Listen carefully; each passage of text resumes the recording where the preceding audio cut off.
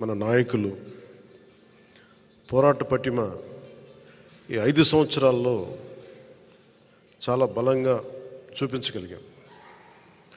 జనసేన అపరిమితమైన పోరాట బలం ఉన్న పార్టీ.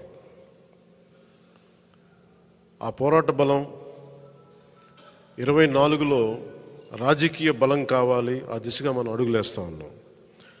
ప్రభుత్వంలో మనం చాలా బలమైన భాగస్వామ్యం తీసుకుంటున్నాం. ఆ దిశగా మనం అడుగులేస్తూ ఉన్నాం.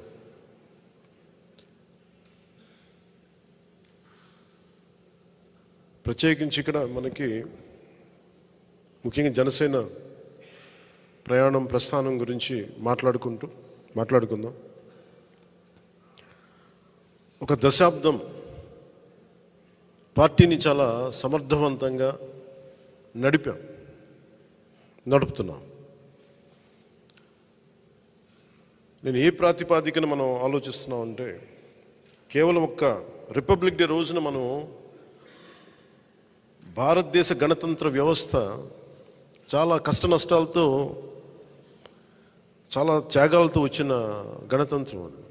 మన కాన్స్టిట్యూషన్ కానీ భారత్ రిపబ్లిక్ కానీ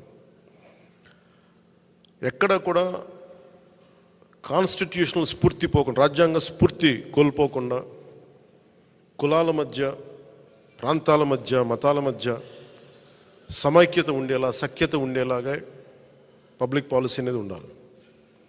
నాయకులు కూడా ఆ దిశగానే మాట్లాడాలి. నిన్న ముఖ్యంగా అమలాపురం నుంచి కొంతమంది పాస్టర్ సోదరులు వచ్చారు. నన్ను అడిగింది, మీరు కూర్చోబెట్టి బీజేపీతో ఉంటారు కాబట్టి మీరు మైనారిటీలను ఎలా చూస్తారని మాట్లాడుతూ ఉంటే, వారికి స్వయంగా ఒకటే చెప్పాను. నేను అన్ని మతాలని చాలా సమానంగా గౌరవించేవాడిని. అన్ని మతాలను.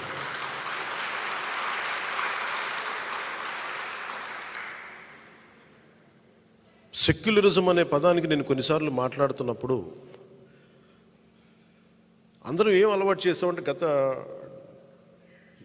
7 దశాబ్దాల పైచిలుకులో సెక్యులరిజం అంటే కేవలం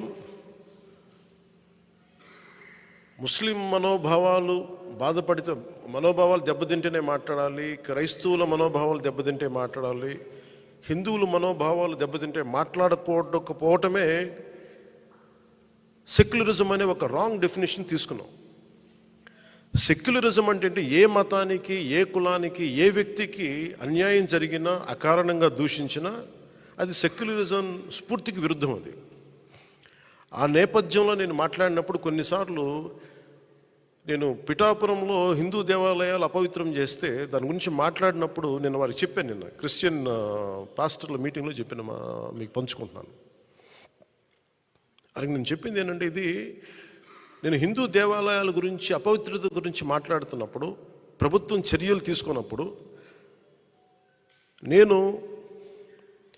ఇది దోషులను పట్టుకోండి అంటే నేను హిందూ మతాన్ని వెనకేసుకు రావడం కాదు, ఒక అపవిత్రం చేసిన వ్యక్తుల్ని శిక్షించమని అర్థం.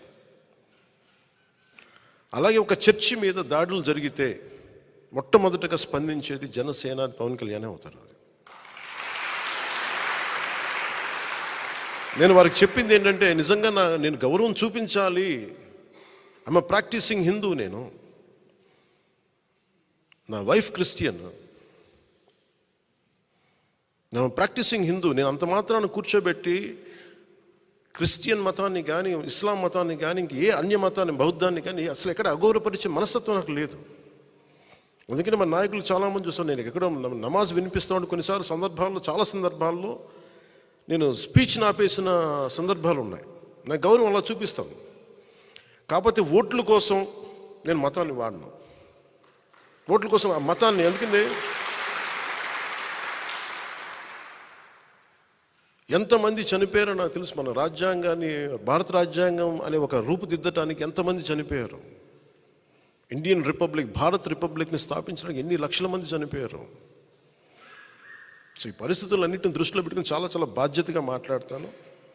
ముఖ్యంగా ఈ రిపబ్లిక్ డే రోజున క్రైస్తవ సోదరులకి సోదరీమణులందరికీ కూడా జనసేన కేంద్ర కార్యాలయం నుంచి మాటిస్తున్నాను, మీకు బంగారు భవిష్యత్తు ఉండేలాగా మీకు అండగా నిలబడతాను ఈ రిపబ్లిక్ డే రోజున మీకు మనస్ఫూర్తిగా తెలియజేసుకుంటాను. అలాగే